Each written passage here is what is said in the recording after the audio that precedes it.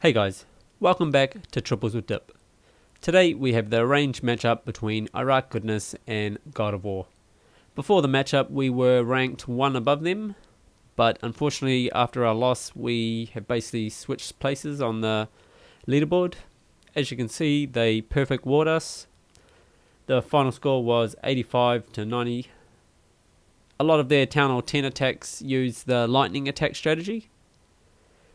Anyways, most of our guys learnt a lot, and we do look forward to our next top war clan matchup. On to some attacks. I believe they have already uploaded some of their attacks on YouTube, so I'll only concentrate on a few of our attacks. I'm not 100% sure of their username, but I'm pretty sure a quick search would obviously find them. The first attack makes great use of the lightning spell. We don't see a lot of full air raids anymore, especially not at Town Hall 9. So this attack was awesome to watch. He first waits for the enemy Archqueen to walk by the air defense. Obviously you want to hit both at the same time. Drops his 4 lightning spells. He manages to take them both out. In my opinion, if either the air defense or especially the Archqueen doesn't die at this point, it's potentially a failed raid. I'm not doubting his air skills, but I know how hard looning can be at times, and against 4 air defenses or against 3 and a Archqueen, you can run into a lot of problems. He starts his flight around the southwest and northwest sides of the base. At this point of the raid, I'm going to assume there's a hound inside the enemy CC. Most of their other CCs had a hound as well, but there were a few dragons, etc. So he did bring the poison as a precaution, I guess. If you do know what's in the CC and it is a hound, simply replace your poison with a haste.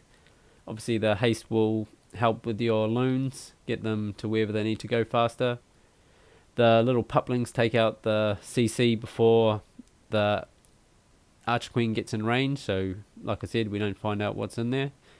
Guess it doesn't matter. He does use the poison on the BK, so it does slow it down and reduce its damage.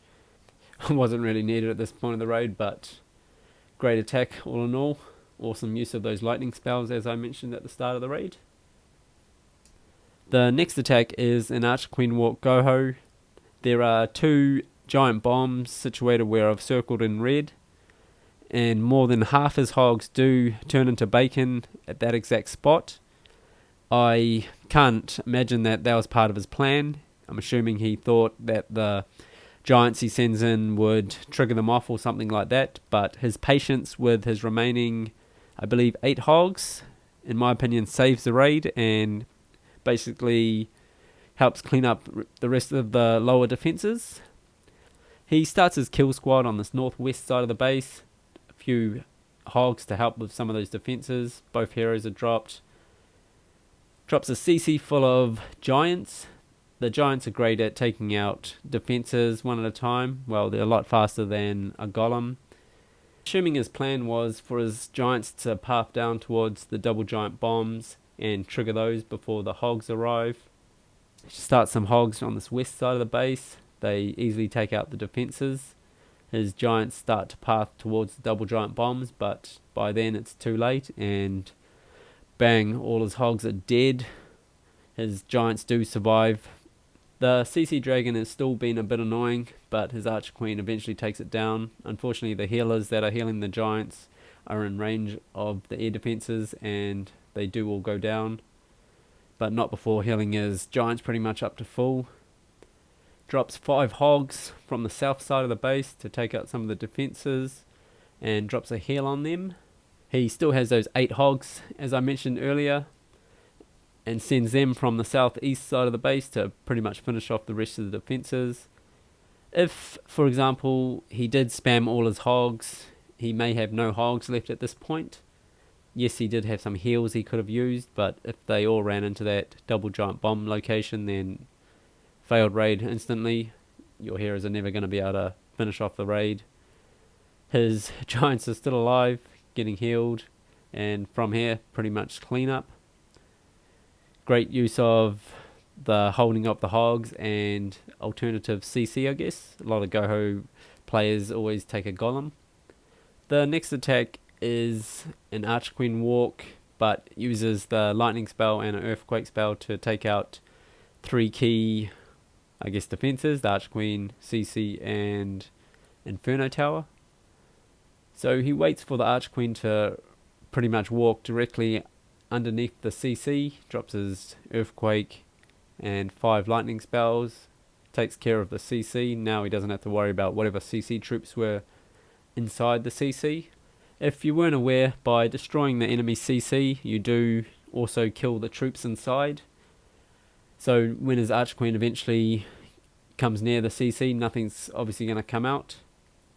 It was pretty much why we didn't see any CC troops in the first raid that I showed, the Town Hall 9 attack, which lightning spelled the air defense. So back to this attack, he does start his Archqueen walk on the east side of the base, drops his king pretty much on the north side of the base. He's opened up a pocket for the Archqueen to come inside and take out one of the air defenses and eventually the Expo.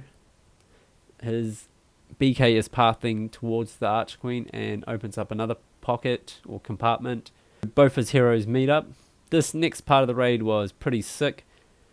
His Archqueen obviously continues taking out the defenses and buildings, BK doing the same thing, and he uses the BK ability. The BK starts hitting the wall because it's got nowhere else to go, and he drops 2 wall breakers on this northeast side of the base, and they path exactly into the wall that the BK is hitting.